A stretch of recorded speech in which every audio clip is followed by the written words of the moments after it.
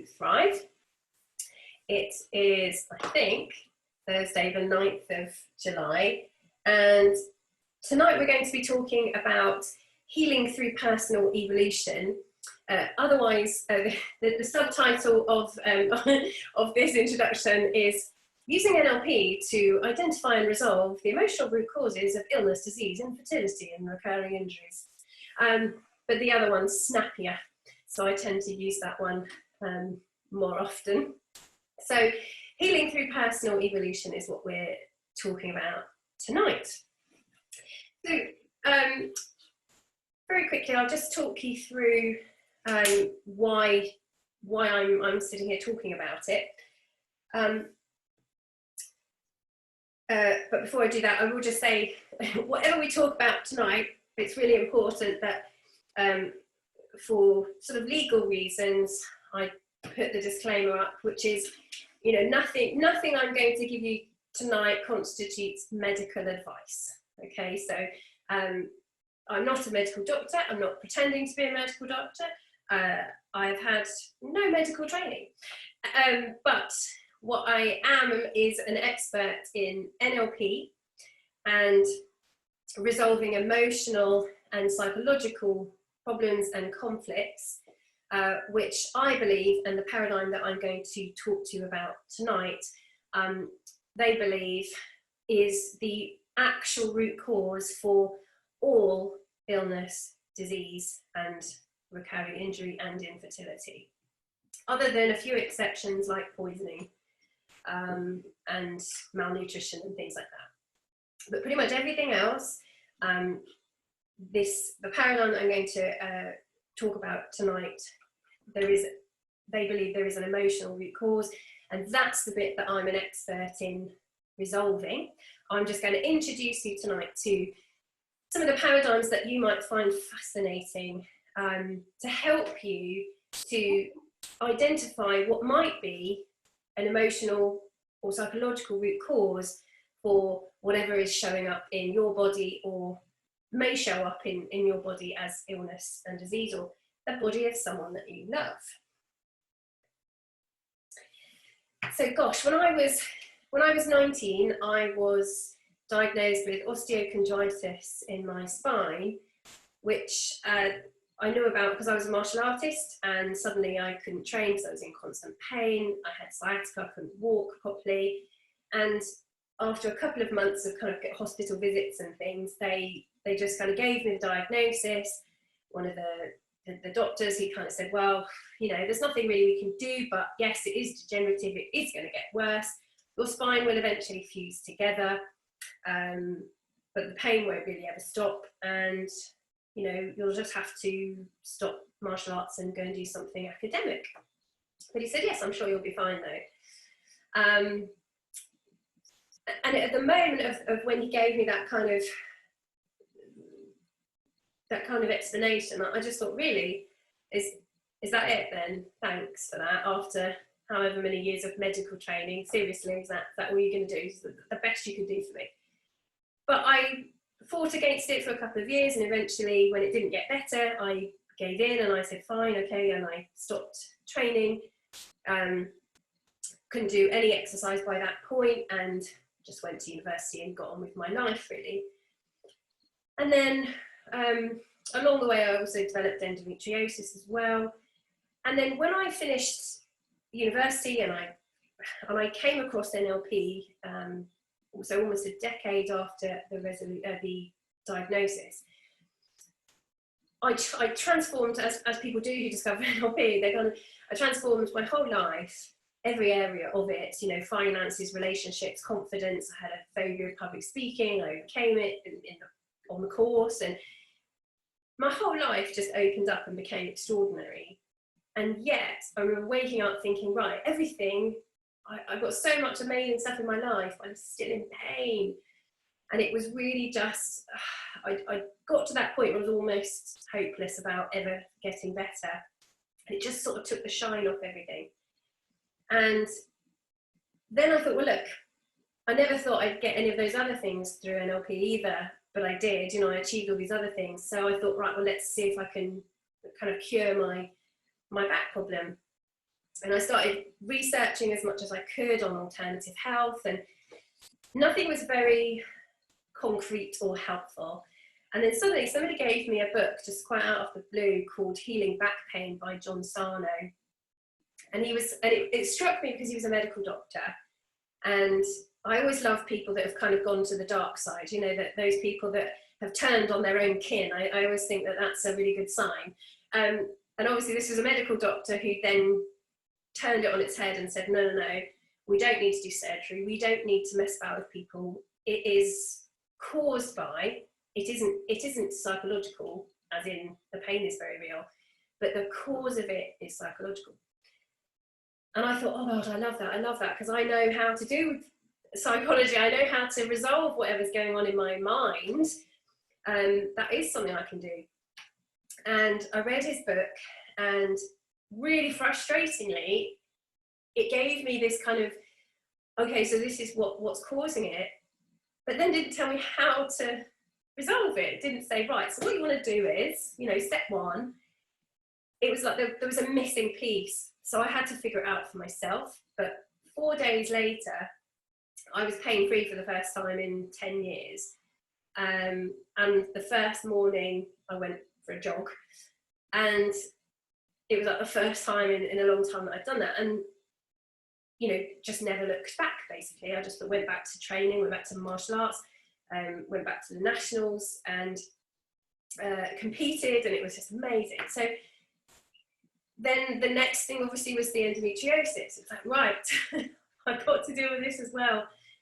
And essentially I just kind of followed the breadcrumbs. Anything to do with health and healing where it was a psychological root cause, I followed the trails, the breadcrumb trails, and eventually ended up with something called German New Medicine. Now, a lot of people have kind of stolen the basic research because it's immense and it's not very friendly. It's very difficult to understand. It's very medical jargon. And therefore, lots of people have taken the original research and made it a lot friendlier, which, you know, is fantastic. And I found a few different places that were doing a similar type of thing. But I now have the access to kind of German New Medicine. I work with an amazing woman in California who is an absolute expert on what the root causes are for everything that's going on in the body. And I'm the expert on resolving it. So we work together with my clients if I'm not dealing with anything chronic, then I don't really, I don't tend to involve her. But if I'm dealing with something like motor neuron disease, for example, because of the chronic nature of the problem, we make sure that, that the client has a session with her to make sure we've identified the emotional root cause, and then we know that we're absolutely nailing the right kind of, mental conflict or psychological conflict or pattern in our work together. And that is working really, really well at the moment. I feel like I've got all the missing pieces now. So I just want to share them with as many people as possible, because it's such an empowering methodology, paradigm, whatever you want to call it. So this picture is me I think the day after I was pain-free for the first time in 10 years, and in Thailand, I'd gone off to Thailand to get some space to really do this work, and it was absolutely incredible. Since then, I have also I was diagnosed with fibromyalgia in 2017, and can't remember exactly the month that disappeared, but it went away when I got pregnant. It came back a little bit after I'd had Rocky, and then I worked on it, and it's gone completely now. So I've also worked with people with cancer, people with infertility issues, and from a spectrum of kind of life-threatening to, you know, an irritating, you know, case of dermatitis, that kind of spectrum. And I love it. I don't tend to take on too many clients at once, because obviously you can imagine it's quite emotional work, but it tends to come up naturally because someone I'm coaching will have a shoulder issue, or, you know, and they'll sort of mention it as a, oh, by the way, and I will then say, okay, well, we could work on that if you want to, as an aside. And that for me is joyful, that you can just, you know, get a little bit more than you bargained for from your little coach. So I've put up a list of experts. In the book that I wrote for my NLP master trainer thesis, I wrote up everything that I knew that I wanted to share with other NLPers, and in that book there's lots more information on these individuals that I've got up, like Louise Hay, John Sarno, Deepak Chopra. Bruce Lipton definitely is amazing. He's a geneticist. Candace Pert, definitely. Carl Simonton, amazing. And Joe Dispenza, really, really great individuals that, you know, that's what they full-time do, you know, do in their lives. But what I wish they'd all do is get in a room together, because they're all a little piece of the puzzle. And the only one I'm going to talk about tonight is the one I think has the whole puzzle, like the whole piece, the whole collection, and everyone else is talking about a slice of it. Sorry, mixed metaphor. But German medicine is talking about the whole, you know, the whole puzzle and the whole cake combined. Okay, so these are some of the things, and again, this is a very short introduction to essentially something I spend usually a couple of days teaching, so I will go through it quite quickly. After my journey that I've now, you know, I've reached this point now, I now believe / know our bodies are highly intelligent, highly adaptive. They don't make mistakes. They do the very best with the resources they have available, and they are always trying to do something that is your best possible adaptation in the situation you are currently in. It doesn't always feel like that, but often that's what doctors will say, is that your body's made a mistake. You know, like an allergy is a mistake, or an overreaction to something. And actually, your body doesn't make mistakes. Your body, if your body made mistakes, we wouldn't have evolved for this long. We'd have died out many, many hundreds of thousands of years ago. Your body is incredibly adaptive, and that's what it's designed to do, is keep the species alive. Every behaviour, well, this is an NLP presupposition that we use, which is every behaviour has a positive intent. Well, I believe that illness is an expression of your body, and therefore illness and disease must also have a positive intention as well. There is an emotional root cause behind every illness, disease, and sometimes it depends on how far down the rabbit hole you want to go. I am always happy to investigate the emotional root causes of a single injury, just because sometimes, for example, you can fall over on all parts of your body, but only one of them gets damaged. So sometimes there is a reason why that part of your body was weaker perhaps than the other parts. So I have investigated injuries before, and usually have found something going on at a psychological level that explains it. Healing then speeds up when you have a positive mindset around the healing, if that makes sense. So, you know, making sure you've cleared up any trauma from injuries, and I'll explain a couple of examples later on about what I mean by that, and how I've worked with people that have had ongoing pain and problems from an injury that John Sarno says they shouldn't be having from a biological point of view.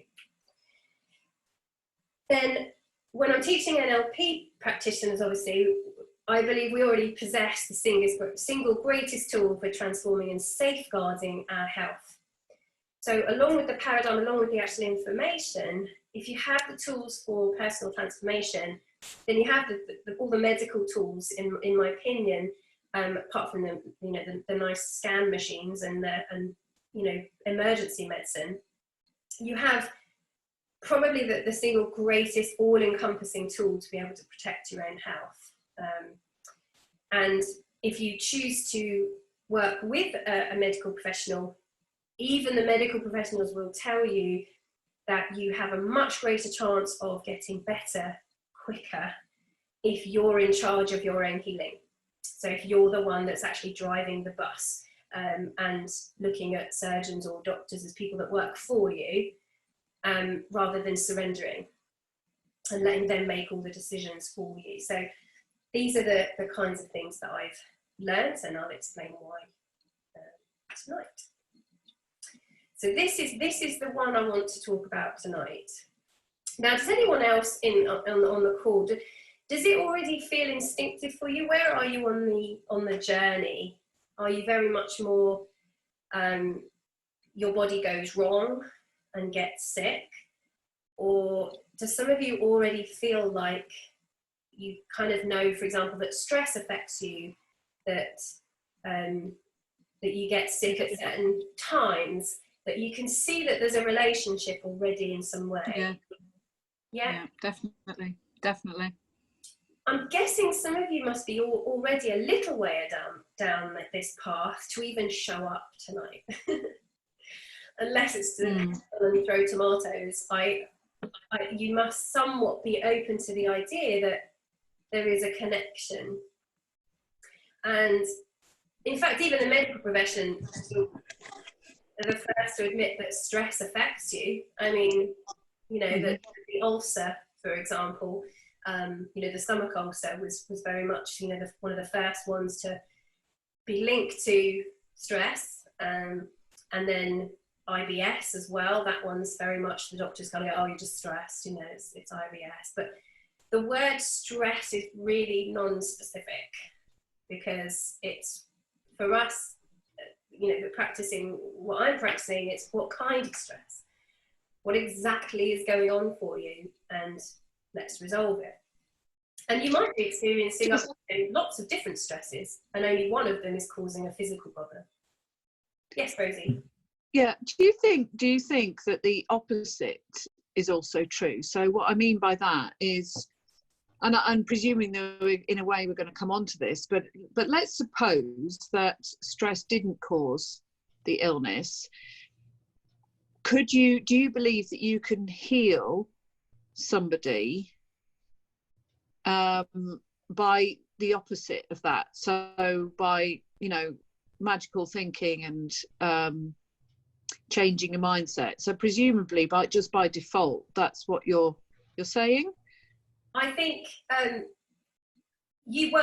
changed my mindset and became a really, really positive human being after I learned NLP, but I still had a back problem because as you will know, if you practice NLP, there's never a point at which you feel completely sorted. It's like, okay, I've done all my work now. I'm completely clear.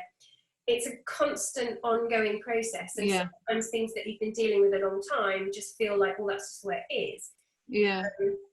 So I think in lots of ways, this is what people do. So when they realize they get a diagnosis and they go, right, I've really got to change things, and they go off and they change parts of their life, but they may not change the bit that they actually needed to change. Because they either didn't realize they could, or for them that's a big deal, or it's impossible. If one of the things that's caused it is grief, this is why it's so important to know what has caused it, or what German new medicine says the emotional root cause. Really interesting. That for me. When I talk to someone, I can talk to them about what was going on at the time that you got sick or you got symptoms, because that's there's a different way of looking at the word sick. What was going on when you got symptoms? It's interesting. And it could be like 10 different things happening all within a short space of time, and one of those is the problem. And I'll go through why this is, you know, this is so useful, because like for, you know, when I was working with motor neuron disease, it's urgent. You know, you really want to make sure that you've dealt with the right thing. And I could take time going through, okay, well, we'll work on this, we'll work on this, we'll work on this. And if it's not the right thing, we're just wasting time. And that's, for me, is the bit where generally medicine comes in as the laser accuracy. So yes, I believe if you're happy, you're healthier. And even, because I think Malcolm Gladwell talks about, I think a place called Rosetta, or there's somewhere in America basically that is an Italian-based kind of village essentially, and people just don't die there. And research was done on it because people were literally dying of nothing except very old age. And one of the research was done on genetics, on nutrition, on everything, and a lot of them drank, smoked, were overweight. They just didn't fit into the curve. You know, why are these people living and not dying? And the only thing that they could come back with was quality of life. Yeah, interesting.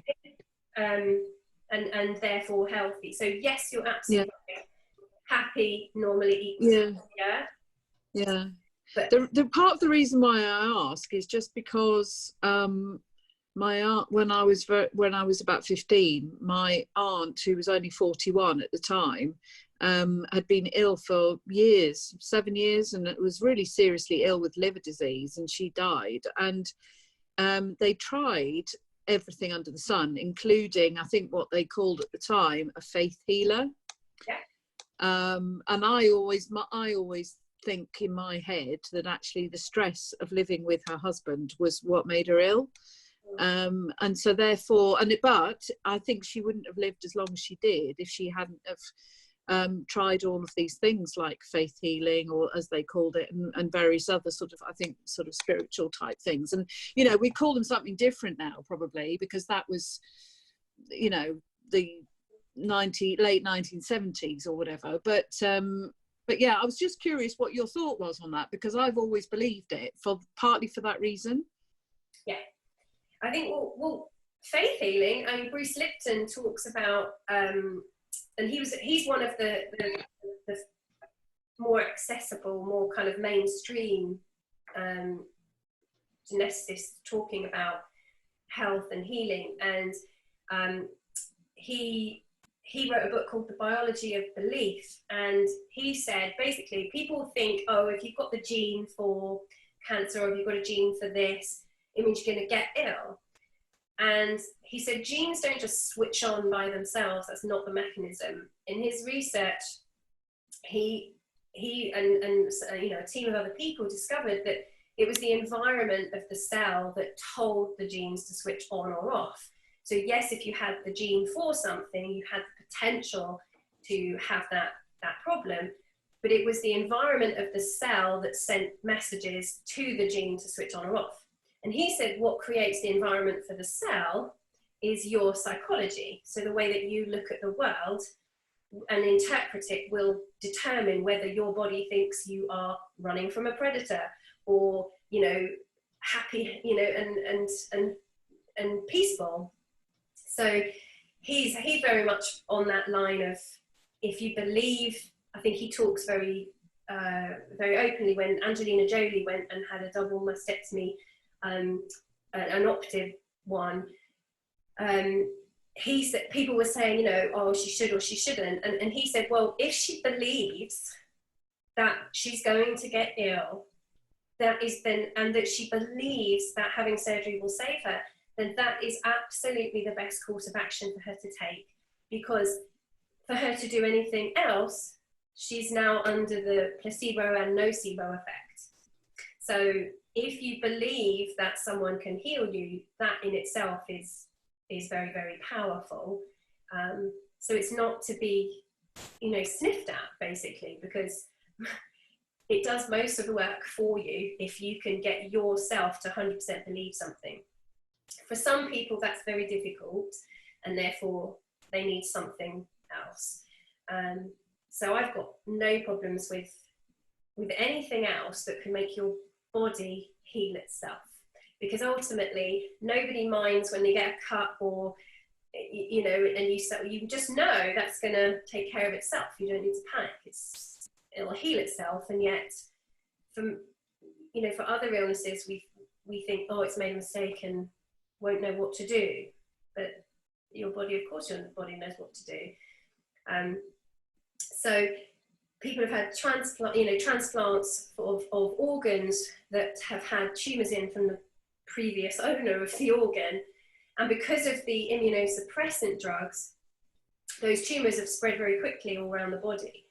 And then when obviously the doctors have noticed that this is happening, and they come off the immunosuppressant drugs, the body has cleared the body of tumours in days, because it knows how to do that. It knows what should be there and what shouldn't be there. And that's really, really important, that we trust that our body has innate intelligence, knows what it's doing, and therefore there must be a reason that it's having what we would call an illness. But let's look at illness in a different way. So Dr. Hammer, the guy that started German New Medicine, and a lot of reasons that people don't use German New Medicine and they use meta medicine, or their meta health, is because when Dr. Hammer did his research and presented it to the German Medical Board, basically saying we're all redundant, that actually what people need now is just good therapists, they struck him off and took away his medical license as a reward for his hard work, and threw him in jail for basically doing his job, which often happens to heretics and people that have really crazy ideas. But he did research for years and years and years before he presented his findings. So everything that he does makes sense. And he was an embryologist by profession. And again, it doesn't even matter what you think of the guy when you just look at the compendium that he created and ask yourself, does it make sense to you? And when you go, well, yeah, it does, you almost don't need the research that he's done, because it actually just makes intuitive sense to look at it. Which country did he live in? Germany. Germany. Oh, you were in Germany, okay. Yeah, I mean, they've got very strict rules over there. You can't even practice hypnotherapy without a medical license. No, but they do. I used to go and see a chiropractor there, which is like he's a medical doctor, but he did all sorts of things. He wasn't just doing your usual medicine. Right. He was like putting vitamin C drips into me and stuff. Oh, cool. Well, I've heard completely different. Yes, absolutely. Completely different mentality of the doctors here. Right, absolutely. Well, this is from quite some time ago now. But anyway, I'll give you the basics, and then you can kind of make up your own minds. So he came up with these 5 biological laws, and I'm not going to cover all of them because some of them are quite in depth and not for tonight. But the first biological law is essentially a more complicated way of saying what I just said, which is, in his mind, every disease is what he calls a significant biological special program that originates from a significant emotional event, something unexpected, highly acute, isolating conflict shock that happens simultaneously in the psyche, the brain, and the organ level. The content of the conflict determines which organ is affected.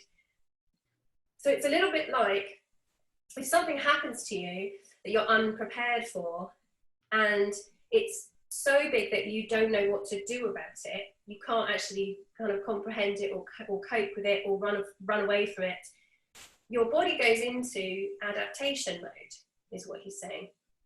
And actually this is something that the guy that coined the phrase distress and eustress already talk about, the adaptation phase. And ultimately, what it's saying is your body goes, right, well, clearly we can cope with this, so we need to adapt physically to it so we can. And then depending on what it was that you think has happened to you, that there will be a different adaptation to be able to cope. The other thing that's important to remember, and I'm going to use these phrases tonight, is that every disease has two phases. And he calls one the conflict active phase. So while you can't get away from a conflict, or whilst it's ongoing for you, that problem, that psychological issue that you can't resolve, that your body is adapting to that situation. That's conflict active. And then at some point, either the threat goes away, you know, your boss leaves work that's been causing you stress, something happens and you resolve that problem and you get a relief from it. And your body then goes into healing and undoes all the adaptation that has gone before it. So, and that's called the healing phase. And I'm not going to go into too much depth about this. So there's also things like a healing crisis, where it's kind of like a test for the body, but we don't need to really think about that tonight. We just need to know conflict active phase, where your body's adapting to try to help you adapt, and then the healing phase. So on the graph there, you'll see that your body during the day is natural rhythms of things like when you wake up in the morning, you've been in a kind of parasympathetic nervous system, you know, sleeping, restful, and then you wake up and you suddenly remember all the things on your to-do list, and you start getting more alert.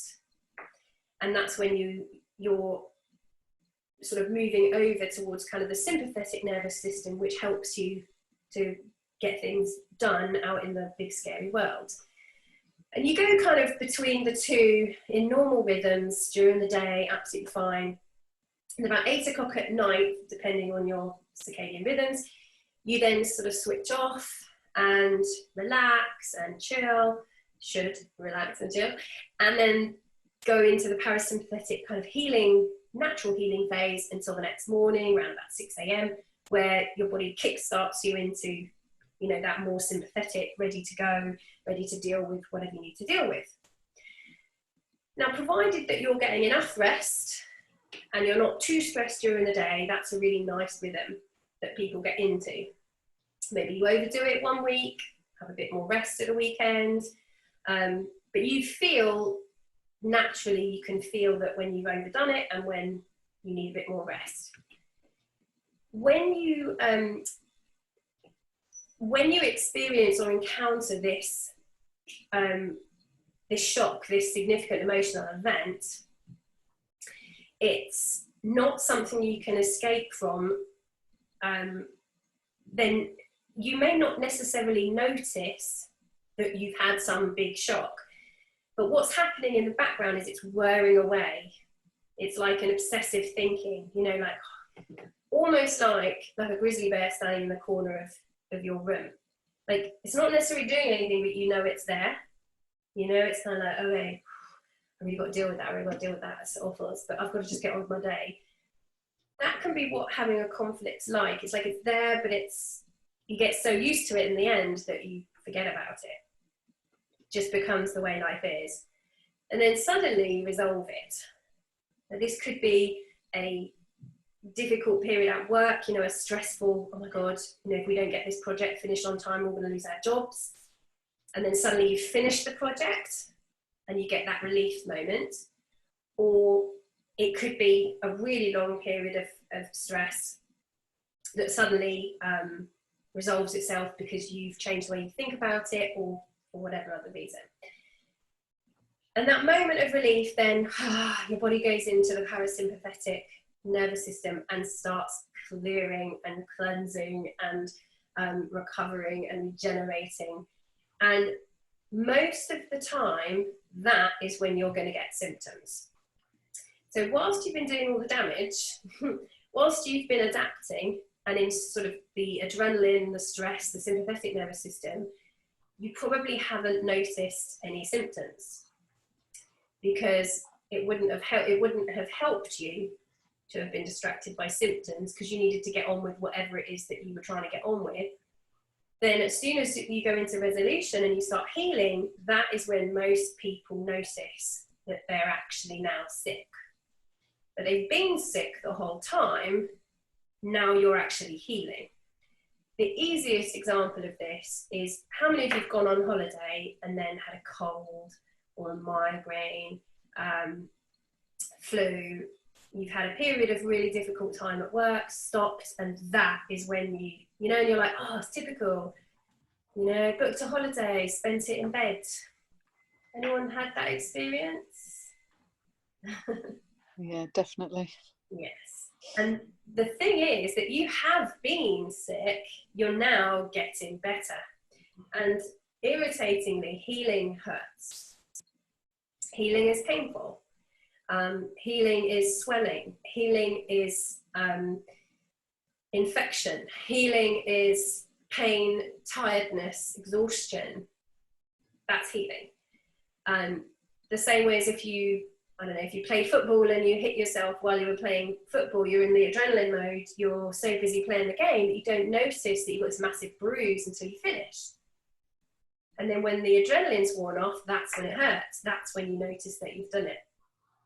So that is, we're all kind of used to the idea of this because we live with it with busy times at work, and yet it's very different when we now add in things like cancer or something more chronic, where it can be often in the resolution that a tumour shows up. And instead of being afraid of the diagnosis, if you know enough information about it, you can actually be reassured that you are in fact healing. So one of the pieces of work that I've done with people is where they've had breast cancer, for example, and there's two different types of breast cancer. One, tumours show up in the stress phase, and one, they show up in the healing phase. Two different conflicts. And when we've talked about the type of breast cancer they had, and that the tumour for that breast cancer turned up in the healing phase, the reassurance for this individual that although they had chemotherapy, they were given the all clear, the fear was for the next 5 years it would come, that it could come back. So to be able to have an appreciation that, okay, so that's what started it, that's when it resolved, that's when the tumours came, that means unless I go back into the same conflict, there's no reason why it would come back. And to be able to understand what conflict it was and know that it was fully resolved forever was really, really, really empowering. So it's not just about what to do in terms of, medical treatment. It can just be a really nice thing to reassure yourself that you've healed from something, that the symptoms that you have is healing, and then relax about it. What can happen is when you get a diagnosis, it's so shocking that you end up with another conflict. So one of the problems that can happen is when someone's told that they have cancer, they're going to die, they now start a death fright conflict in the lungs. Because now they're living with this threat the whole time. They're living with the threat of how they're going to pay their bills. So their liver is affected. So it's a starvation conflict. So if we know what's going on in our body, we don't need to be afraid. We can feel empowered. We can feel reassured about what's going on. So a friend of mine got diagnosed with a brain tumour. The absolute first thing I said was, right, get your medical file, find out where it is, and call this this woman that I work with in the States and talk to her about what she thinks the root cause is, and then give me a call back. Right? That's how we approached it. Because I wanted to know, because as far as I was aware, tumours in the brain are healing, and therefore we want to know, what are you healing from? What can we do to support your healing? Operations are fine to remove tumours, it's not a problem.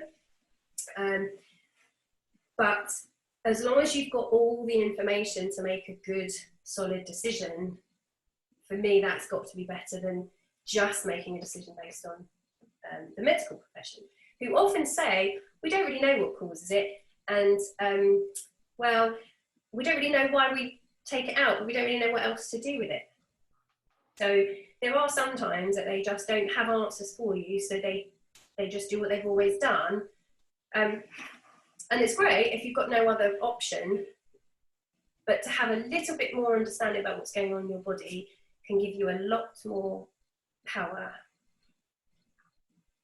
Any questions on that? Does that resonate with anyone in terms of conflict active and suddenly resolving something and getting symptoms? Yeah, very much so. My mum had breast cancer, and she took the attitude that she would be positive through the whole experience, and she overcame it. Yeah, she absolutely overcame it, and she was very fortunate. But then we also saw on the flip side, my mother-in-law come diagnosed with kidney cancer, and when they went in to investigate further, it had gone to her bones. And then she had the mental nightmare of knowing that she was dying, basically. And she just went, you just saw her just massively go the opposite way from the way she's always lived her life. Yeah. It was heartbreaking to see the mental change in her way of living. Yeah. Absolutely. Like crazy, awful stuff. And speaking from experience, and I'll go through some of the issues that you guys have mentioned, and talk about those. But my mum had pancreatic cancer, and otherwise completely healthy, literally just out of the blue got pancreatic cancer. And in the first meeting with the doctor, do you know what I mean, before they knew anything about it, they literally gave her her chances of survival as being, like 2%, something like that. And that was very hard for me to overcome with her, because she'd grown up with nurses in the family and, and medical profession, and her cousin was a surgeon and lots of doctors, and she had grown up her whole 70 odd years believing in the medical profession. And then her daughter, sits her down and says, right, mother, you're going to listen to me because I know what I'm talking about. And when I've finished, then you can disagree with me, but not until I've finished. And amazingly, at the end of my spiel, she went, okay, I'm in. And that was it. And we were like, right, let's see if we can get you better. And bless her, she worked so hard to resolve, conflicts and so on. But it was very difficult every time she went to an appointment. She would come back and she would say, they've told me again that I'm stupid for hoping, and they've said, they look at me stupid when I say what we're doing, and it was literally like fighting a losing battle with her to try and keep her mentality positive. And sometimes as well, general medicine do say that depending on how long the conflict's been going on for, if it's been going on for a really long time, which hers had, when hers was a resolution, the healing itself can be so big that you don't survive it, if that makes sense. So they try to downgrade the healing rather than necessarily always, they try to downgrade the conflict sometimes bit by bit, rather than all at once if they've had it for a long time. And my mum had it for many, many years. So we were always up against it with her. But there's more than one reason to resolve conflicts. Not always to get better, but to be at peace. And that was, in my mum's case, the best thing that came out of it for her. She was able to resolve so much of her life issues that she really was quite peaceful, if that makes sense. She felt, happy, if that makes sense. So that was really empowering, even though she passed away. Had we not been up against quite such a strong percentage and medical profession, maybe we'd have, or she'd had a positive doctor, I don't know, but it doesn't really matter. It was better. What we did was better than the alternative. So I'm still okay with it. Did she have any treatment? Say again? Did she have any treatment, chemotherapy or anything? She did. Okay. Okay. I just wondered if German medicines advocated not having any treatment, because I know people who have refused the treatment. Yeah, so that's a very individual thing, and I think as long as you know why you'd be doing the treatment and why you wouldn't be doing the treatment, then you've got to make the best choice for yourself. In her case, I think because we'd only just literally started down our path, and they said, look, you know, let's just get you on some chemotherapy.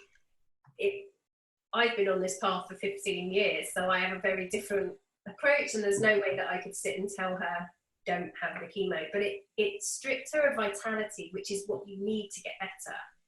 So there are reasons to do it, and there are reasons not to do it, and you have to make that decision for yourself, because that's not something anyone can choose for you. I have coached a lot of people who don't want to do it, but whose families do want them to do it, and that's probably a bigger conflict than anything, is when you feel like you have to do it because they think you're insane not to. However, let's talk about the conflict. Let's talk about what we can control. So everything that you've put down on, you've given me on the list, let's say. So peripheral neuropathy. So anything to do with pain is going to be healing, and numbness is going to be conflict active. So if you think about if you've got numbness beneath the knee and then pain at night, what that suggests to me, if you look at the life cycle of conflict active and resolution, what that suggests to me is that whatever it is going on is conflict active during the day, and then when you're resting, it's healing at night. So this is a conflict that you're dealing with every day. The lower legs are to do with usually kicking something away, so trying to get rid of something or running away from something. And in coaching, I often listen to people's metaphorical language about them feeling stuck, them not being able to get away. But the legs is to, and the muscles is to do with, beneath the knee is to do with kind of kicking something away or trying to get away. Numbness is almost a bit like a freeze conflict, so like a rock and a hard place, like I can't go anywhere, and then at night that resolution is happening and you're experiencing pain. Now I'm very happy to take this offline with anyone. If anybody wants to talk about it, then just say whether you resonate with any of that. Feel free as I go through. One of the things I will say is, even when my mum was presented with the root cause of pancreatic cancer, and the emotion of anger is comes up, and this was classic mum, because she went, well, I don't get angry, so that's nonsense. And I said to her, well, yes, sweetheart, but if you got angry, you probably wouldn't have the problem. The problem is that you have anger, but because in your head you go, well, there's no point getting angry, what's the point of it? It doesn't solve anything. Where does that anger go? The fact that you're not expressing it and getting it out of your body, where do you think it's going? So quite often, when you first give somebody the root cause, their initial thought is no. Because it's beneath their conscious awareness, they're not actually dealing with it. So sometimes it takes a while for them to actually kind of go, oh, well, yeah, but I do have this issue. And then it comes into their conscious awareness. And other times they are completely aware of it. But I just will put that in, that sometimes one of the reasons it's in the body in the first place is because you're not expressing it. So rule number one for being healthy is don't hold it in. Anything. Don't hold anything in. get it out, express it. The healing nature of just saying it, even if it's to yourself, but verbalizing it and getting it out of the body is so important. This keeping it, you know, when someone says, oh, you know, my partner's ill, but they're just being so stoic about it, like that is the danger sign. Don't be brave, don't be courageous, don't be stoic, because what that means is you are feeling the feelings, you're just not showing them. Well, that's silly. They're your feelings, express them. You know, find a way to do it, but that is healing and healthy. If your expressing emotions causes a conflict in someone else, then don't express the emotions to that person. If you live with someone who can't bear you being sad, don't be sad in front of them. Be sad to a therapist, be sad to your dog, but don't keep the emotions in. That's not helpful for you. And then if you can resolve them at a deeper level using NLP or some other kind of therapy, then do that. You know, don't live with unwarranted amounts of emotion in your body. You don't, you know, it's not healthy. It's not what your body's designed to do. So hypothyroidism is a not being fast enough conflict. So this would be often if you were thinking to yourself constantly, I need to keep up with people, I need to constantly be better, constantly looking at and comparing yourself to other people, you would have hypothyroidism. So an athlete that I worked with had hypothyroidism as well. And again, lived with this sense of I need to be faster, I need to be faster. Now the flip side is once you've exhausted your thyroid, you then get, once you need to be faster, so your body goes into hyperthyroidism, but it can't keep that up indefinitely, so then goes into hypo to recover. So it's the healing phase of a hyperthyroidism. So can't get faster, need to get faster, need to get faster, resolved it, and you go into the hypothyroidism, which is the healing phase. Now you can go switch between the two. You can have periods of hyperthyroidism and then periods of hypothyroidism. So the two sides of the same conflict. And again, it's worth sitting with the root cause for a bit before you kind of work out whether that resonates or not. Often it's quite disappointing because you think, oh, but I don't have a problem with that. The whole point is that if it's beneath awareness, that's why it's in the body, because you've not actually noticed that you're doing it. That does resonate, actually. And it's quite often not what you'd think. You'd think, oh no, where's my big trauma? Where's my... But it's a familiar stress. So why would you think about that it was be important to get rid of it? Do you see what I mean? If it's familiar to you, you haven't noticed that it's adapted physically. Let me run down the others, and then if anyone's got any questions, I'll go. So backache, depending on where it is in the body, different meanings, but usually lower back pain, which is what a lot of people experience, is the healing phase of either an emotional support or financial conflict phase.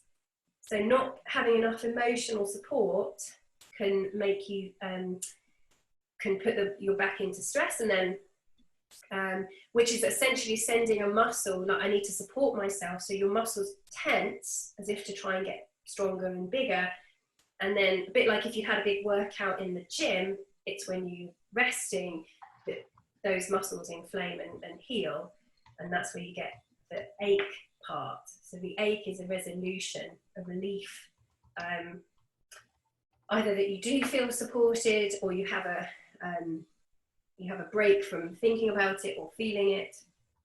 Now muscle pulls is a kind of, if you're overly tense, that's when those muscles are more likely to to get hurt. So it's carrying tension, again, which is conflict active.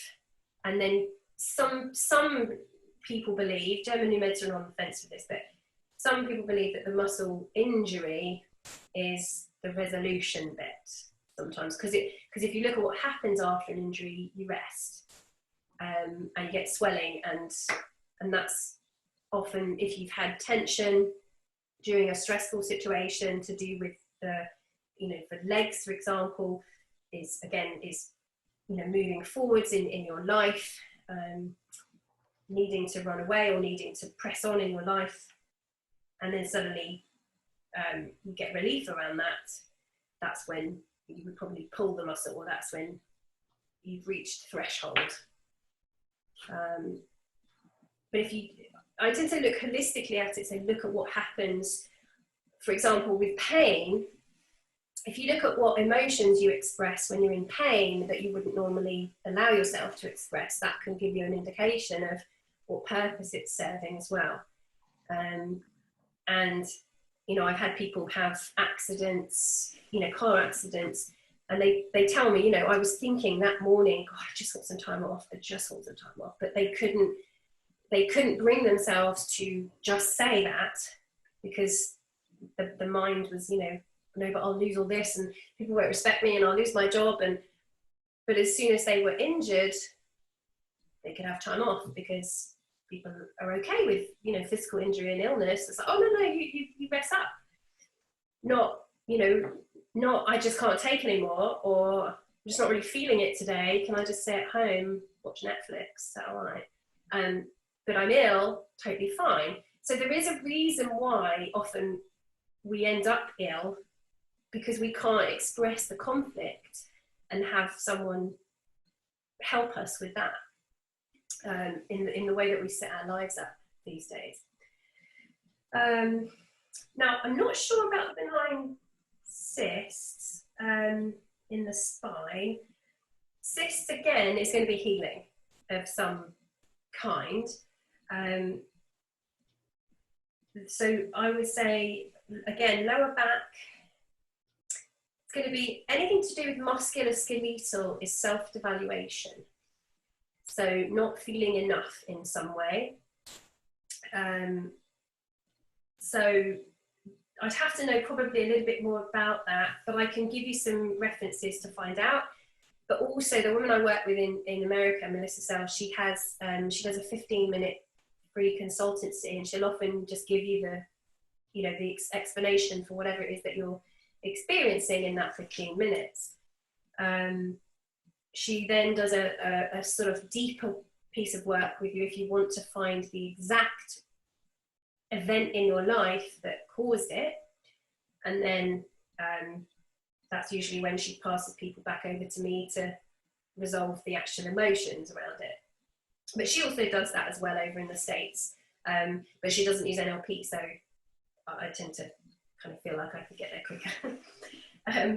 So she does her expertise and I do mine.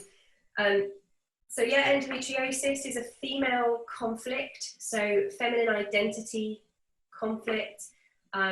It also can be around the conflict about having children as well. So I was told that when I had endometriosis, one of the cures was to have children, which I thought was odd, that would be a cure for endometriosis. But obviously, the fact that the medical profession hadn't noticed how odd that was as a suggestion, that as a 20-year-old woman being told, well, yeah, if you have kids, it'll probably go away.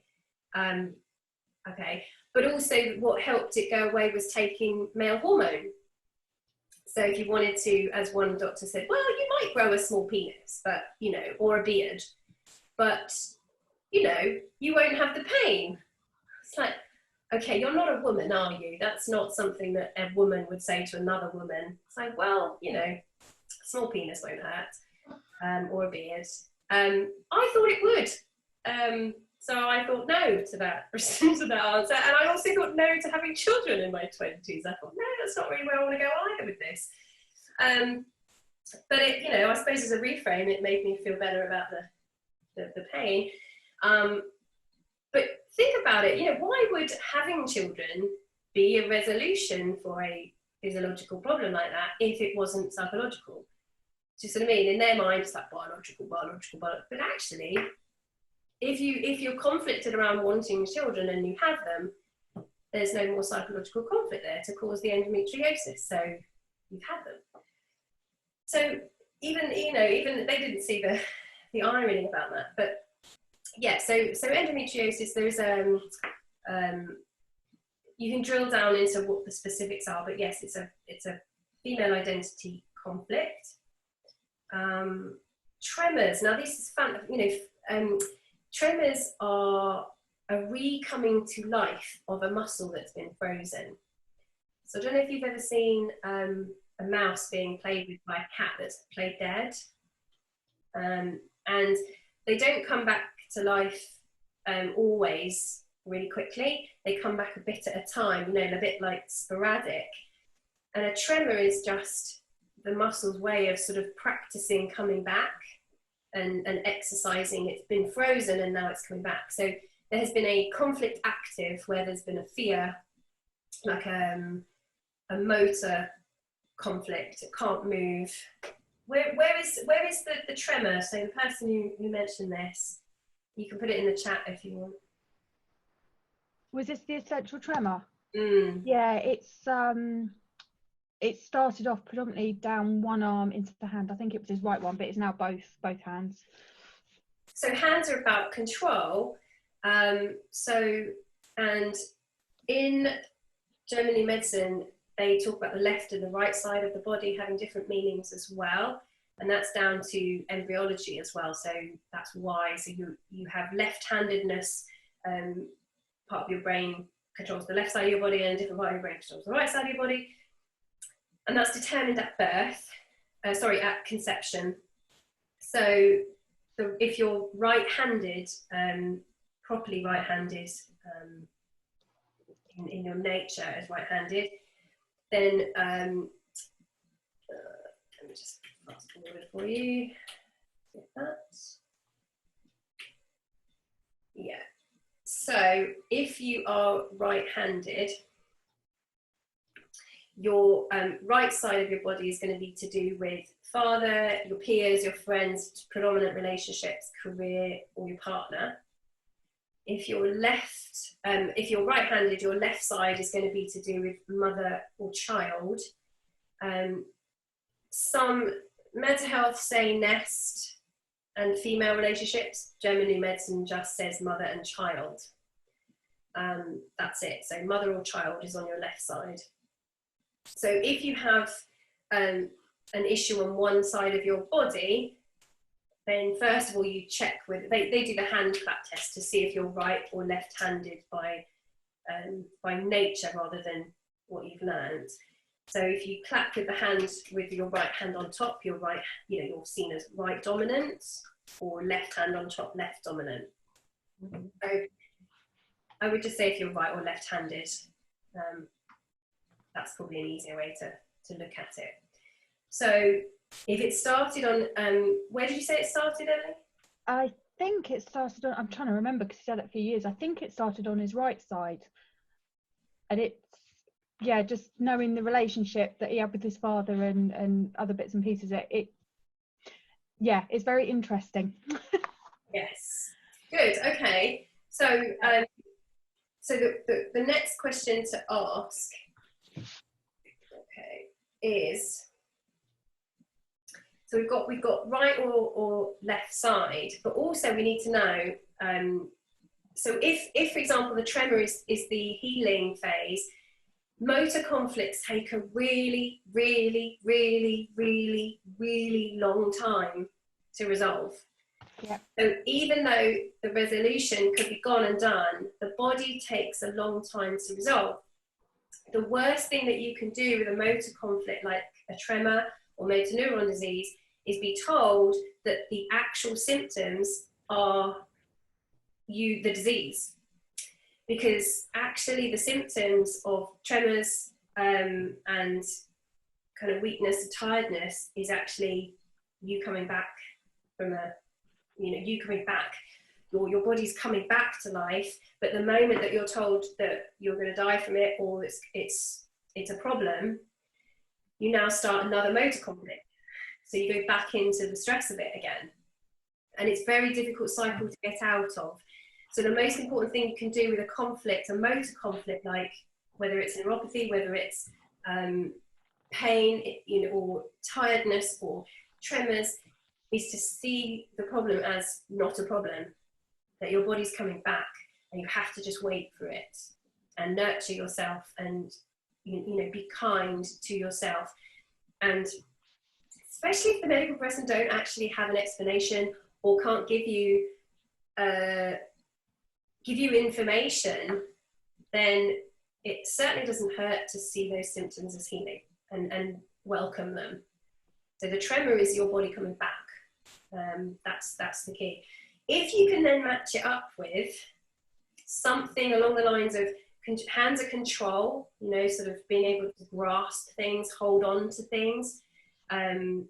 If you let go of something and something bad happens, you'll feel that in your hand. That will be a stress that I couldn't hold on tight enough to something.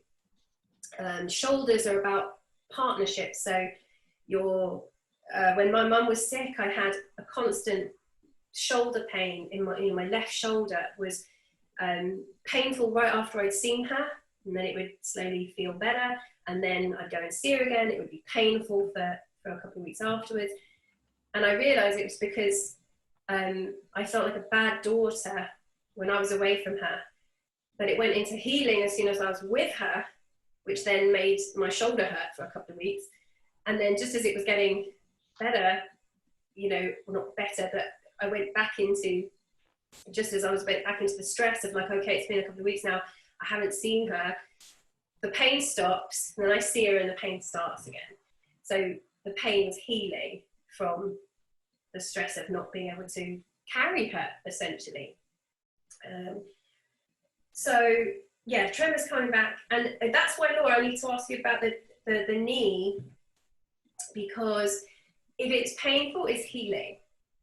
And again, knees are, there can be a few complicated sort of causes with knees because they're connected to so many other bits of your leg. So they can often be about change of direction, flexibility, moving forwards again. I don't know if anyone heard of, I think it's called pastor's knee, or but they, you know, like priests or whatever, kneeling up on the floor, you get a different pain in your knee than, what was it, the kneeling down. Is it housemaid's knee you're talking about? That's the one, yeah. There's housemaid's knee and pastor's knee or something, but one is kneeling down and one is kneeling up. And they are often about self-devaluation through I'm not worthy or I'm subservient. So, and if you don't like your job and what you're doing and you're spending all this time resenting it, then, you know, if you're on your knees all the time, for example, that would, you know, like being a plumber or something, that would cause you to have then a flare up when you're not doing it, when you're resting. So the next question is, what did you feel better or worse about when this whole problem started? What was going on in your life at the time? And what did you feel better or suddenly worse about set of these symptoms? Yeah, so I think it's quite interesting because I did it weeks ago when we moved house, and then it like died down. But then I kind of, my exercise of the routine at the beginning of lockdown was really good, but then it kind of has phased out. And then as it's phased out, this knee's like got worse. Yeah. So there's something going on with I think it's something to do with like my relationship with exercise. Mm-hmm. And it's weird now that it's kind of got worse like 9 weeks later. And so now I can't exercise, but then I wasn't really it's all a bit weird. Yeah, so it definitely, I think you're right in that I think it's healing now. I think it's going through the process of healing. Like I'm almost letting go of my relationship with exercise a bit in the process, you know. So it's interesting. Everything you've been saying is really interesting. Yeah. because also moving house, that's a stressful period. So you can also experience some things when you move house and you finally get in the house, you can experience some interesting symptoms as well. But yes, when people say, we've had to kind of retrain, Nick and I have had to retrain each other in when we say certain things, you know, like, oh, I wonder what I could have done to my arm, you know, like you rub your arm, I wonder what I could have done to it. And instead now we're like, what side is it? And we both kind of know that if it's the right side, it's probably our fault.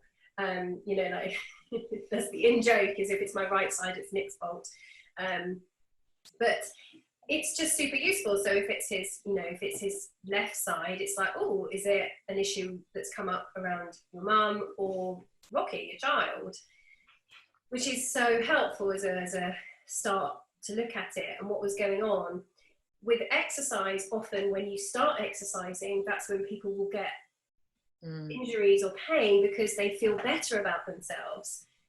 And that's where their body goes into healing, because they actually feel better about themselves. And then they stop exercising because of the pain and feel worse about themselves, so the pain disappears. And then they go back to it, feel better about themselves, pain starts again, and they get trapped in a conflict. So if yours is, you were doing well and then something happened and you stopped exercising and then your body's gone into healing, I would look definitely at the relationship you've got where exercising was creating a stress for you. Like when you exercise, listen to what you say.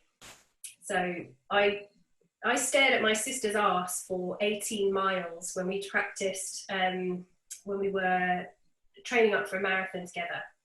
So for months we'd been running, and every time she's faster than me, I would stare at her bum the whole way around, not in a weird way, just that was where my eyes went. And the whole time I was watching her like a gazelle, she's amazing. But I was just literally like,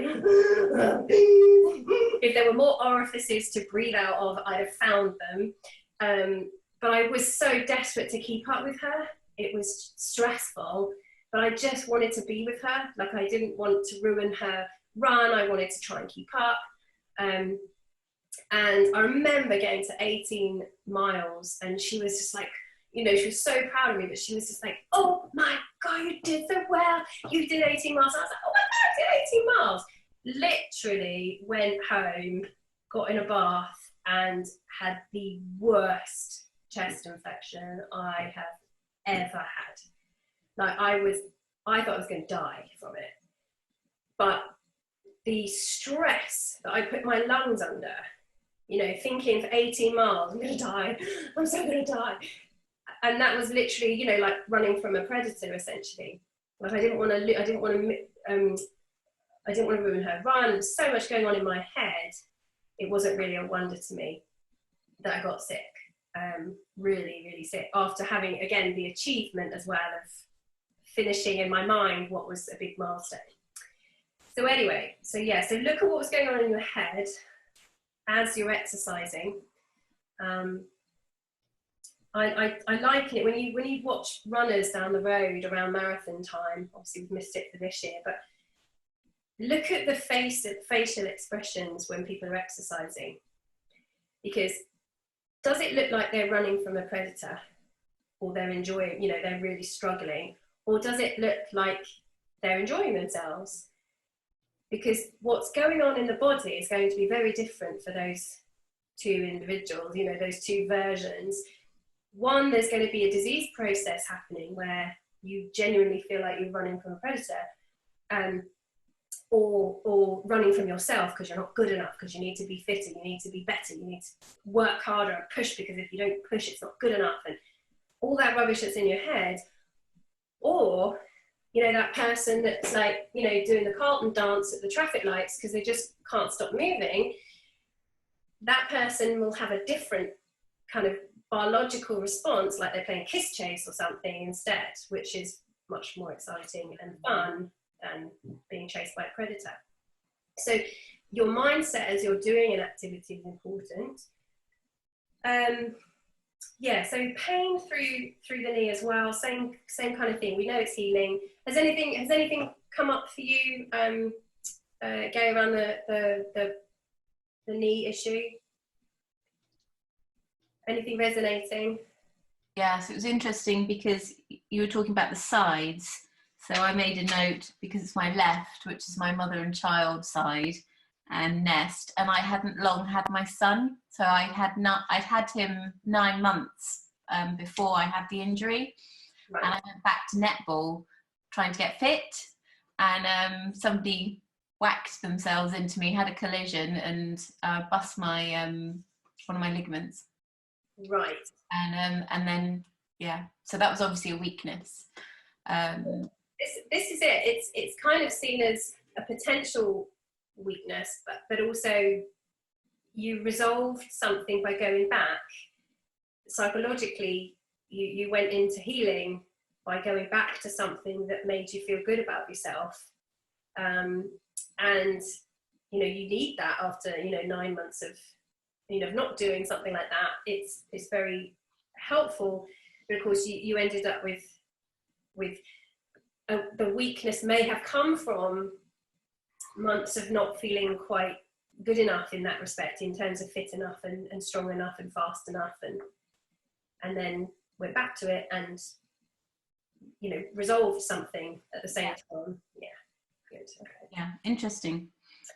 Yes. All right. So just very quickly, just so you're aware, the stress phase, you'll know you're in stress phase because you have obsessive thinking, cold hands and feet. So when I'm talking to someone, if I'm face-to-face coaching and I feel their hands, they'll often be cold when we're talking about the issue and warm when they've resolved it. They'll also go red in the face when they've resolved it. They will feel stressed, but not always. Not everyone is self-aware enough to notice that they're stressed. They're more likely to be hyperactive doing things. You're more likely to see weight loss at this stage, not eating as much, lack of appetite and tension. The healing phase, you're more likely to notice that you're in the healing phase because you feel relieved, warm hands and feet, relaxed, lethargic, knackered. You want to curl up in a ball and eat chocolate. Weight gain, appetite comes back, and pain, inflammation as well at that point. So this is, this intuitively is true because if you go to the gym and you have a big workout, you're focused, energized, you push, you don't feel the pain of the workout. You feel tired, but you don't feel the pain of the workout till the day after and the day after the day after. And that's when the pain and inflammation comes in and you feel a bit knackered. And you don't necessarily feel hungry while you're working out. You'll feel hungry later when your body is in the healing phase and wants to regain any lost calories. So we know instinctively, when is it going to hurt in a workout? It's not going to hurt during, it's going to hurt the day after or the day after the day after. And when you're working out, the intention when you're getting stronger is to break down the muscle tissue to tell your body you're not strong enough so that it has to grow back stronger. So we know that instinctively with exercise, and yet why wouldn't that be the same for disease? That I need to be able to cope with this and my body takes action, and then when I don't need it anymore, it resolves it and heals and kind of gets rid of anything it's adapted, and there's a period of that you need downtime to do that. Now let's have a look. When I'm working with somebody, quite often if we're not sure what it is, obviously the easiest thing to do is look on the German New Medicine website, and I will share very quickly. I'll show you the website. I'll try not to put any gross pictures because they do have a few gross pictures up there. Okay, let me just quickly share with you. So if you can see, I don't know if you can see the, can you see, can everybody see the web page that I'm sharing? Yep, I can. Okay, so this is on the German medicine website. It's totally free, which is why I absolutely love this German new medicine paradigm, because there is so much information for free that they're not trying to flog it. They're not, you can buy the documents and things like that. But in the chat there, I've just put the link to the site there. Now, if you went online and tried to find the root causes of most of these illnesses in a medical website, a lot of these would be unknown cause. They don't know what causes motor neuron disease, which is infuriating for anyone who has it. Despite lots of research, they're like, well, everyone's unique really in why they got it.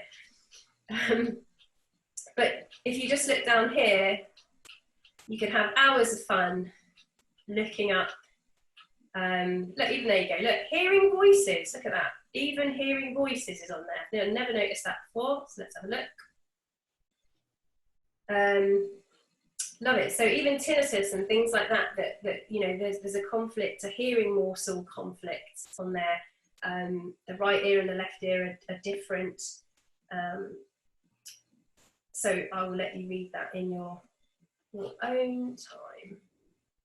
But there you go. So this is how much information is on here. And they also have something called constellations. I'm not going to go over those because it's really complicated, but a lot of things like schizophrenia and more what we would consider as mental health issues, they do actually talk about as being constellations where one conflict hasn't finished healing before you have another one, and it sets up almost like a reboot in the brain, so the brain can't process information in the same way. So it's absolutely fascinating. So I've put the link so you can go nuts and spend all night searching for things that you've been ill with in the past. Okay, just let me put my slides back. All right, but that's just one of the things that they have. Melissa Sell, so Dr. Melissa Sell, if you go to her YouTube, so if you literally go to youtube.com and look up GNM 101, just search GNM 101, find the video by Melissa Sell. She's got an hour-long video that will talk you through the basics of German medicine. So what I've kind of hinted at tonight, she'll give you the absolute, the explanation of. You've also got then the A to Z, which I'm more than happy, to receive texts in the middle of the night with, Jess, what does left earlobe mean? Or, because all I'm going to do is I'm going to look up, if I don't know it off the top of my head, I'm going to look up on there, I'll either screenshot it for you or send you the link. But if you read it and it's very medical, I've got half a chance of being able to interpret it more easily just because I've been doing it longer. But together we can usually work it out. Okay. The only other thing you need to think about is if you map a timeline for a recurring issue. So a lot of people have had sort of struggles ongoing. So back problem that flares up occasionally, knee problem that flares up. Try to map out when did it start, and then what's happening at the time that it flares up. And you should start to see a pattern of, again, if it's painful, it's probably relief. Somebody mentioned as well, by the way, just while I think of it, somebody mentioned colitis. So anything to do with the digestive system is about processing your world and information. So if you feel sick suddenly, you're probably rejecting a piece of information that you just heard, like it's indigestible. It's something that your brain doesn't know what else you could possibly be receiving other than a food morsel, so it doesn't quite know how to digest it. Indigestion is like overwhelm, because there's an overwhelming amount of information which your brain interprets as eating too much. So it fills your stomach full of stomach acid, thinking you've eaten too much, and you haven't, so that stomach acid doesn't have anywhere else to go or anything to do, so it just creates indigestion. So our body thinks we're still living 100,000 years, 200,000 years ago. It doesn't understand the world that we live in, so everything gets interpreted as if we were living 100,000 years ago. Okay. You can get stuck in the healing phase if something keeps re-triggering you. If you've done NLP, you'll understand about anchors. So something present at the time as a conflict can become associated with the conflict. So even when you've resolved the conflict, that whatever was present at the time can reignite the conflict in your body. So milk allergies, for example, very common because milk is often present in the body as a child, for example. The body doesn't quite know what has caused the conflict, so it will assume that milk may have done it. So you start, because you're having these conflicts, you start adding to the lists. Anyone who's wondering why they keep being allergic to more and more things, it's usually because every time you experience the conflict, something else is present that then gets linked to the emotion. So the most complicated part of all of this is trying to work out what it is you need to actually separate from the conflict, even if you dealt with whatever the original issue was. Very normal for babies, for example, to be allergic to milk because they don't want milk, because it's cow's milk. They don't want it. They can't process not being able to have mummy. So that can often come up as an allergy to the substance that's present in them because they're sort of annoyed that they can't have what they want to have. It doesn't necessarily mean there's something necessarily about the milk itself. Okay.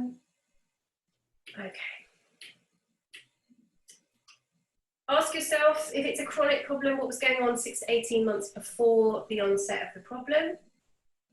So my mum's father passed away almost 18 months, I think, to the day that she got the diagnosis. Grief is not a problem unless you overly identified with that individual. So your identity is wrapped up in theirs, which causes a despairing feeling for the person. So that can often be the problem. It's like a lost soul, somebody who doesn't know who they are now. Is there a metaphorical connection between the body part that's hurting? Just check the compendium if you're not sure and see if that makes sense. Okay. Something about pain here.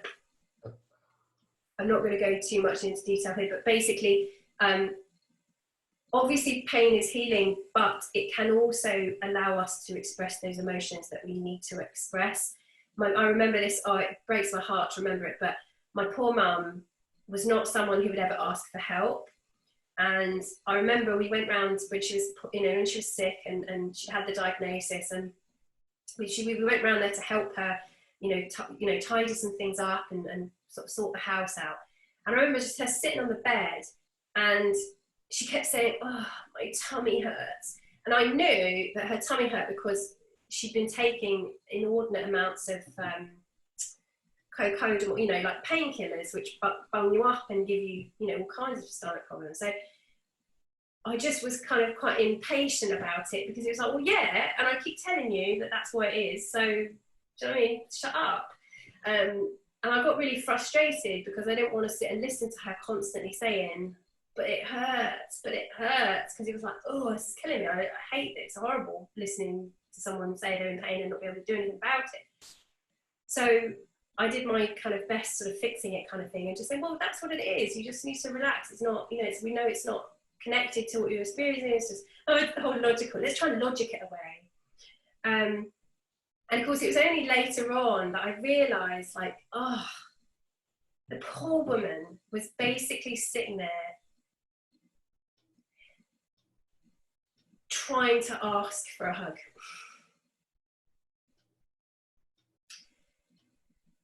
And by saying I'm in pain,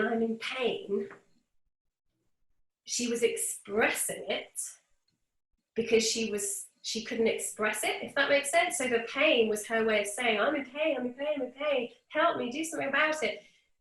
It was her way of calling us to help her, but I wasn't going to respond to the physical. If she'd have said, can I have a hug, been there like a shot, I'd have got it, absolutely, but she could not ask for it, which was, you know, one of the problems. But so if somebody is complaining about the pain, ask yourself, what are you telling me for?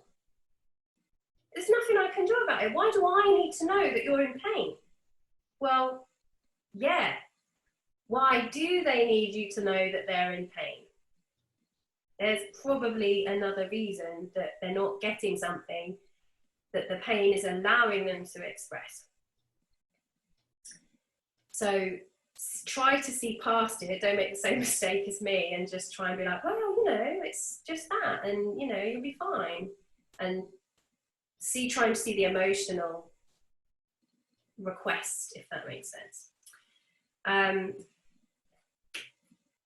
I did later thank God, I did later get it, so I was able to hold her, but I just kick myself now, you know, I pride myself in being this great coach, this intuitive coach, and I just like totally missed it. So a couple of things around pain there.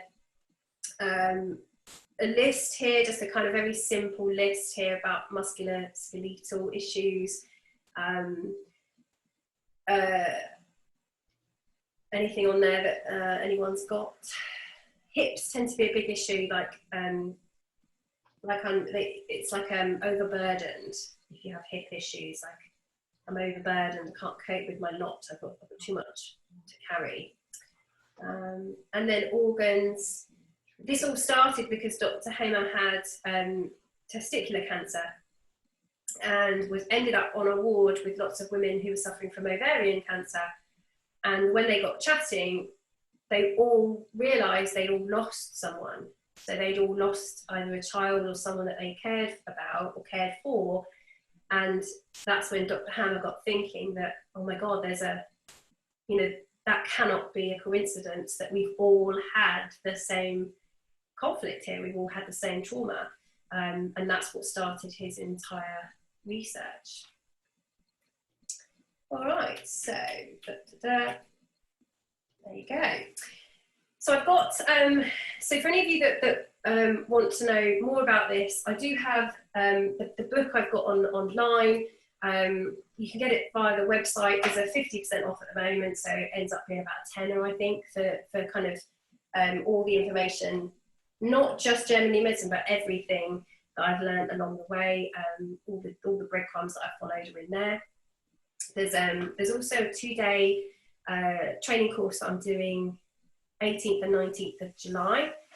And even if you haven't done your NLP practitioner, I teach EFT on the course. So I teach you how to resolve and deal with some of the conflicts using EFT. But if you've got your NLP, fantastic. If you haven't, then there's EFT. And we do more of the working through the issue. So our intention is more about resolution than what tonight was all about, understanding the methodology. So we do a bit of methodology, but more resolution on the 2-day training course. So are there any questions on a whistle-stop tour? Or I just bummed you out with my last story? I've got a curious one about genetics. Ooh, go on. So I was interested with the eye. I was just noticed as eyes came up as one of the areas, and on my father's side, I've noticed the men seem to get a lot of eye issues, and they are from the Caribbean originally, so a lot of them are exposed to a lot of sunlight. So I don't know if that's anything to do, if there's anything that links with that, but interesting. I'm intrigued about the emotional triggers and things like that. So, my dad's now saying I probably need to go and have an eye operation because of something that's happening with his eyes. And right. You think, No, and your brother's just had one not so long ago, and blah de blah. So it's just intriguing, what the genetics, the link with genetics. One of my good friends said to me yesterday, she said, "Oh, my dad gave me a piece of paper telling me that I need to watch out for breast cancer because I've got the genetic code for it." Yeah. So think about what else you inherit growing up with your parents. Yeah. Right. Their response to anger, sadness, fear, guilt, resentment, joy, whatever their responses are to life, their perspectives on life, their values. It's not really, we know that people inherit anger, and because they pass it on to their children in the behavior. So if you've grown up in the household with other people and you've all got similar issues, then the first thing to think about, rather than genetics, because sure, you've all got the potential to have it, but you don't necessarily have to express the gene. That's your environment talking, not genetics. So it's much more likely, if you look at what's similar in the behavior and things that you don't want to see. I mean, it depends what type of eye issues are there, because obviously there's lots of different eye issues. Sometimes just an expectation that you're going to have an issue with something can create it. The belief that old age is a thing. Sometimes people say, "Oh, my eyesight's getting worse. It's because I'm getting older." It's like, well, it could be, but it's also possible that it's about something else that you haven't resolved. But if you decide it's because you're getting older, then expect it to get worse.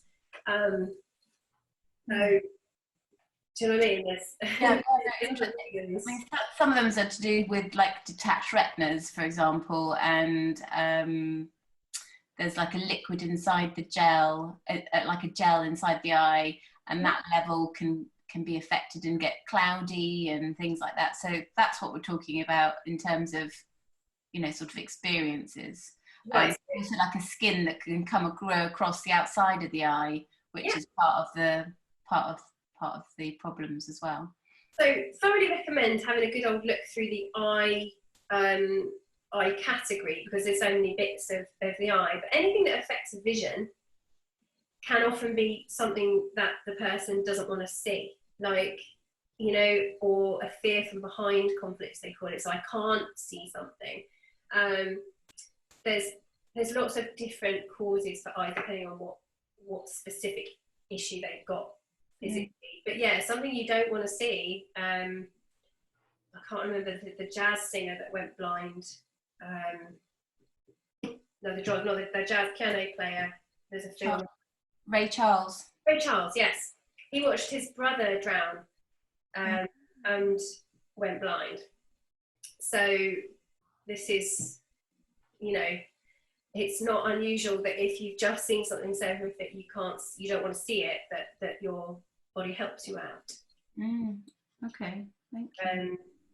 So either not being able to catch a visual morsel or not being able to eliminate a visual morsel. So not being able to get rid of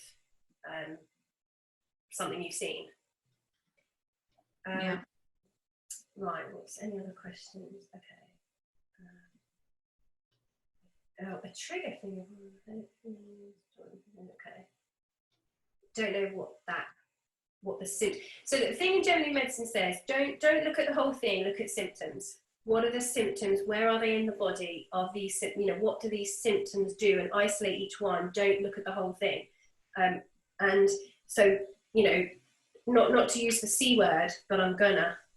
So with the coronavirus, if you just look at the symptoms of the coronavirus, that is a better way to look at what's gone on and what you're healing from. So it's a healing, so it's all healing symptoms, the coronavirus. And anything to do with the lungs is usually either scare, fright, or territory conflict. So Melissa Sell goes into much more depth about why, the German New Medicine has a completely different approach to germ theory. So about viruses and germ theory, and they look at bacteria as scavengers, as helpful parts of the immune system rather than the bad guys. But that's not for tonight. But I just want you to be so, you know, in terms of the coronavirus, well, one of the things is pneumonia. So bronchitis is a territory, a healing conflict. It's the healing part of a territory conflict. So feeling that you've been invaded by something. So it's no wonder that people get chest infections at Christmas when the family comes to stay. But if you feel abandoned during the healing phase of bronchitis, that's when you can get pneumonia. So if you go, you know, if you feel isolated or abandoned by people when you're sick, that's more likely to make it worse and end up with pneumonia. So quarantining people is the worst thing you could possibly do. There's also, there's another book out right now called The Rabbit Effect, and I haven't even read it, and I know that you should get it. Like, that's how important this science is. That was done in 1978, and I think I'll just kind of finish with 1978. This experiment was done on, that they were trying to give, I mean, horrible, but they were trying to give rabbits a high cholesterol diet to see if they could get them to have heart disease, right? So they were trying to make these rabbits ill. And they had different control groups of rabbits, different, you know, levels of cholesterol and so on and so on. Anyway, there was, Malcolm Gladwell talks about this in his book Outliers. One group of these super bunnies basically wouldn't get sick, a bit like the people in Rosetta. They just wouldn't die. And they had to try and isolate. Was it like some incredible breed of super bunny that they hadn't come across before? Or why were these bunnies not dying? Why were they not ill? And the only thing they managed to isolate in the end was that the keeper of these rabbits treated them like pets.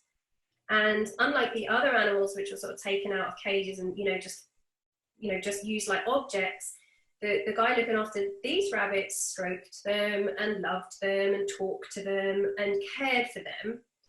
And that was the only difference they could isolate. So the same team did another experiment to see if that was indeed the fact, that was the case, and coined and found it was, and they've coined it as the rabbit effect.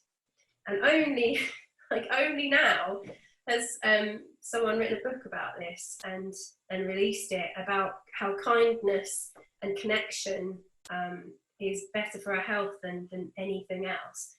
Now, instinctively, this is true, and yet with what's happened recently, it's completely counterintuitive to remove love and connection and relationships and essentially oxytocin, which is what's created when we're around people that we care about, and touched, and when actually we need it more than ever. So I fully intend to smush all over everyone as often as I possibly can.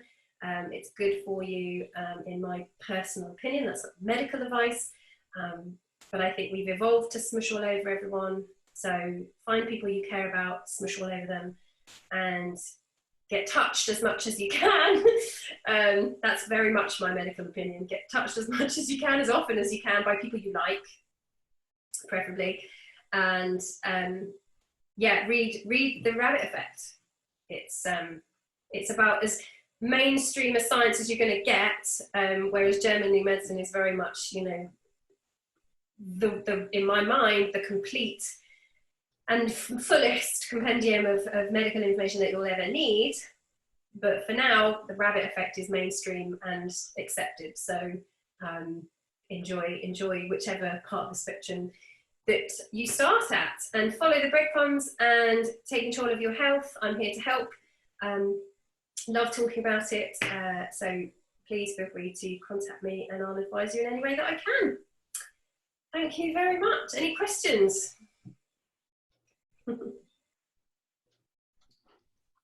Awesome. Amazing, Jess. Thank you. Yeah, really good. Thanks. And Thank you, Jess. That was brilliant.